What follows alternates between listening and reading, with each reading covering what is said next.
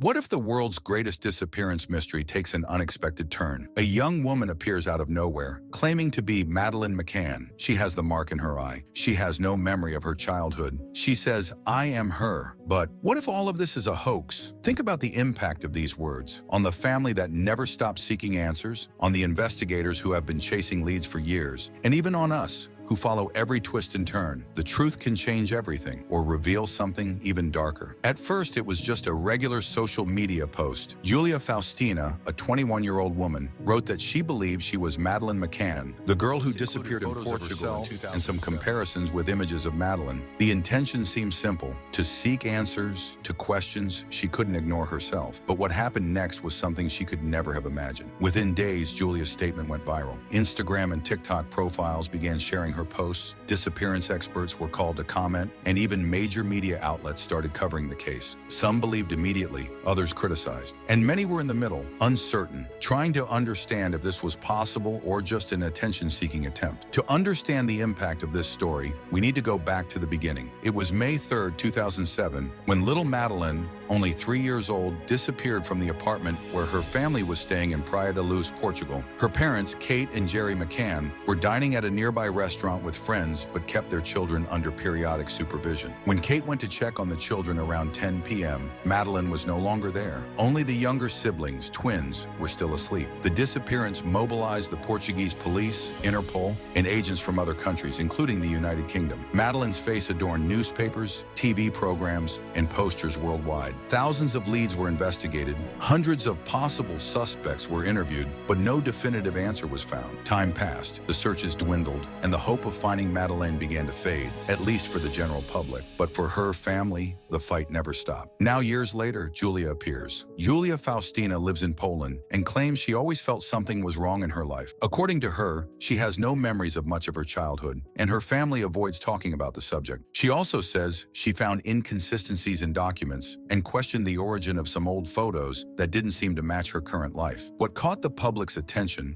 were the comparisons Julia made between herself and Madeleine. The most evident is a mark on her right iris, something rare that Madeleine also had. For many, this detail was enough to raise doubts. Julia went further. She sought help from a medium and a private investigator who decided to support her search for answers. They suggested Julia undergo a DNA test to compare with the available genetic data from the McCann family. But did Julia really believe in this possibility? Some people began pointing out that Julia's social media was updated too frequently, always with content directed at the case. For those who follow cases like this, the idea that someone could use Madeleine's name to gain fame sounded cruel. On the other hand, Julia's own accounts of a traumatic childhood and a genuine desire to know who she is made others believe she had no intention to deceive. She seemed to truly believe in it. As weeks passed, the story began to gain even larger dimensions. TV programs invited experts to analyze photos of Julia and Madeleine side by side. Some said there were similarities, while others dismissed any connection. British and Portuguese police did not make official statements, but the internet had already decided. Either Julia was a desperate young woman seeking answers, or she was blatantly lying. And the McCann family? Close sources said they were aware of the situation, but chose not to comment until the DNA tests were conducted. It wasn't the first time such claims had surfaced. For the McCanns, each new lead was a mix of hope and fear. Hope that they might finally find their daughter, and fear that it would be another emotional blow. Meanwhile, Julia continued updating her social networks. Her posts varied between messages of hope and rants about the attacks she received. To many, she was just a girl lost in search of her identity. To others, she was a manipulator playing with one of the greatest mysteries in history. And then the DNA test was done. From here, everything changed. When the DNA test result was finally released, it seemed all questions would be answered at once. But instead, it brought new doubts, like a puzzle where the pieces never fully fit. Did Julia know what she was doing all along? Or was she also a victim of the gaps in her own past? This case made me reflect on how desperation can lead us to seek answers in unpredictable ways. Imagine, for a moment, not knowing where you came from, having your childhood shrouded in silence and secrets. What would you do to try to fill those gaps? It's impossible not to feel a lump in your throat when thinking about the weight each person involved carries. Julia, the McCann family, and even those who have followed this story for so many years. And then, the question arises that no one can ignore. What exactly motivated motivated Julia? Was it an attempt to find the truth or something darker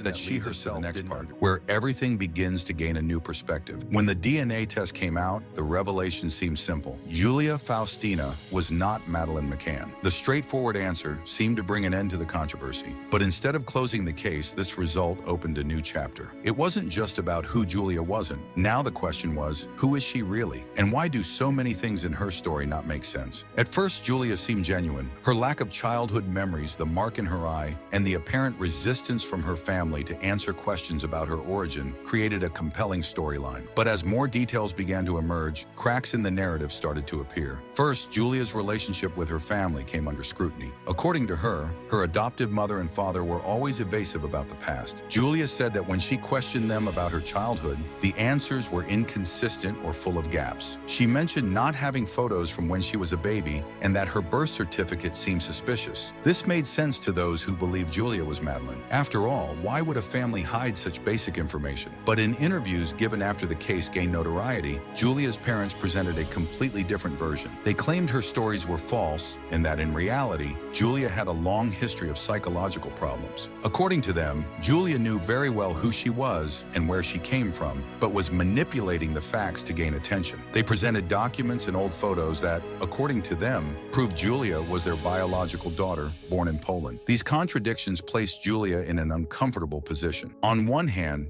people around the world began to question her credibility. On the other, her private investigator, a woman named Fia Johansson, continued defending Julia, stating that there was something in the story that was still unclear, and there was more. Julia also claimed to have been a victim of abuse during her childhood, something that, according to her, could explain the confusion about her identity. She said these events led her to distrust everything, including her own origin. This detail added another layer to the narrative. Was Julia a traumatized young woman desperately seeking answers? Or was she someone creating a story to protect herself from her own reality? Meanwhile, the DNA tests that were supposed to close the matter began to be analyzed in a different light. They proved that Julia was not Madeleine, but also revealed that she had 100% Polish ancestry, something that contradicted her own belief that she might have been kidnapped or illegally adopted. This information further weakened her narrative but did not completely close it. After all, if Julia was not Madeleine and her parents were telling the truth, why did she start all this? And why did so many people believe her initially? Another point that raised doubts was Julia's behavior on social media. As she gained more attention, she seemed increasingly comfortable with fame. Her posts became more frequent, with statements ranging from emotional to contradictory. At one moment, Julia said she just wanted answers. In another, she seemed to use the case to gain notoriety. This led critics to question whether her search for answers was truly authentic. But there is something that cannot be ignored: the mark in her eye. The coloboma, the same characteristic Madeleine had, is rare and caught the attention of specialists. Still, doctors explained that the condition could be a coincidence with no direct relation to Madeleine. This brought more doubts than answers. After all, do such coincidences really exist? Or was there something more hidden in Julia's story? As all these pieces unfolded, the McCann family's silence was deafening. For years, they had dealt with similar situations, with people claiming to have information or leads that always ended in disappointment. But this time, they seemed more cautious, waiting for the facts before making any public statement. This silence fueled internet theories. Some believed they knew Julia was not Madeleine from the beginning, while others thought they were simply protecting their mental health after years of false hopes. All of this leads us to a lingering question. If Julia is not Madeleine, who really is Julia? Her story is full of holes that are not easily explained. DNA tests may have provided biological answers, but they did not explain the motives, the coincidences, or what led her to believe in something so big and so painful. The story seemed to be closed, but every detail still leads us to new questions. How does someone reach the point of claiming such a specific identity with such certainty, even when the evidence says otherwise? And here is where the mystery, insignificant but made all the difference, was in Julia's words. When questioned about her childhood memories, she said something that caught attention. She did not remember going to school before a certain age, nor having close friends. This type of gap is uncommon, but what really raised suspicions was her description of places she said she recognized. She claimed to remember beaches and buildings that, according to her, couldn't be in Poland, her country of birth, but resembled locations described in the Madeleine Madeleine McCann case. This raised an alert for those closely following. Was Julia basing her narrative on publicly available information about the Madeleine case? Or could these memories be true, coming from something she actually experienced? The first step to understanding these doubts was to investigate where these descriptions came from. Experts pointed out that everything Julia claimed to remember could have been easily found in reports about the McCann case. Praia da Luz, descriptions of the resort surroundings where Madeleine disappeared,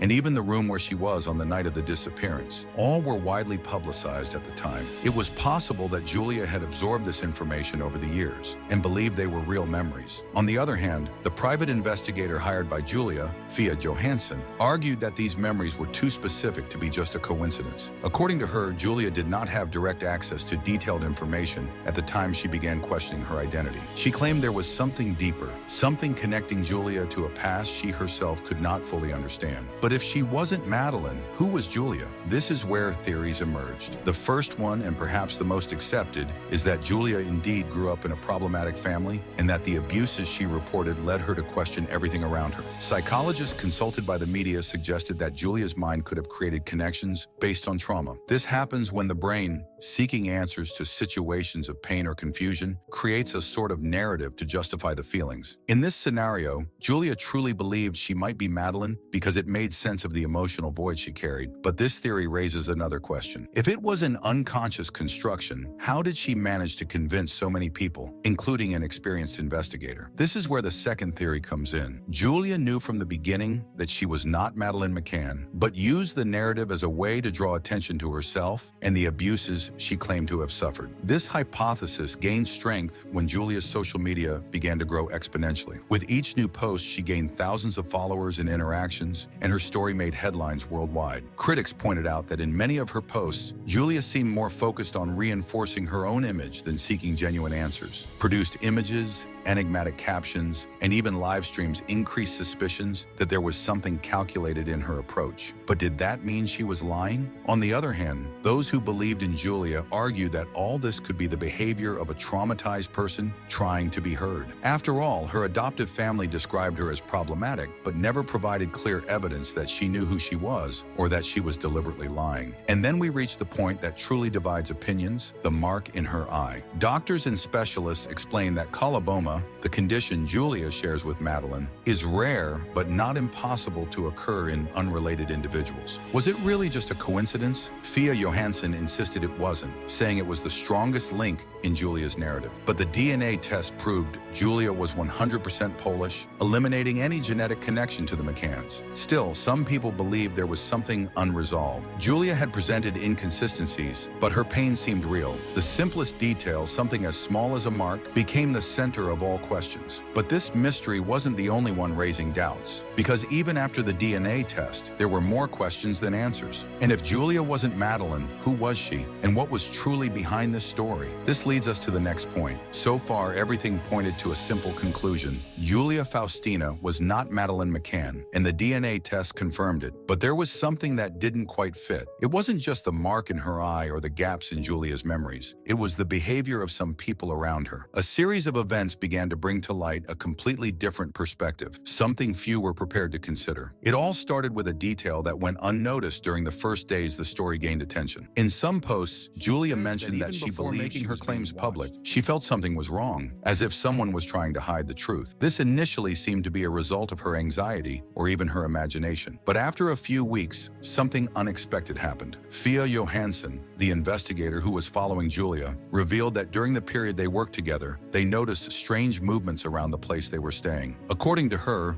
unknown cars would stop for long periods near the house, and unidentified calls began to emerge. In one of these phone calls, a male voice asked Julia to stop all this before it's too late. This moment brought a new tone to the story. Who would have an interest in silencing Julia if everything she was saying was just a mistake? This question opened a new line of investigation, raising the possibility that Julia was unknowingly touching on something bigger than she imagined. And then, another surprising element emerged. Among the documents presented by Julia, those she said she found at home and that made her question her identity, there was an old photo that seemed to have been taken in a place completely different from what she expected. The image showed a beach with characteristics that didn't match Poland. When experts analyzed the photo, they discovered that the location was very similar to an area in southern Portugal, not far from Praia da Luz. This revelation even intrigued the most skeptical. How would a Polish girl have access to a photo that seemed taken in such a distant place? Once again, the hypothesis arose that Julia might, perhaps unknowingly, be connected to a much larger mystery than Madeleine's disappearance. Then another piece appeared in the puzzle: a name. During one of Julia's interviews with Fia Johansson, she mentioned having vague memories of a woman she believed was her nanny in childhood. She couldn't say much about this person, but the name she mentioned was Maria.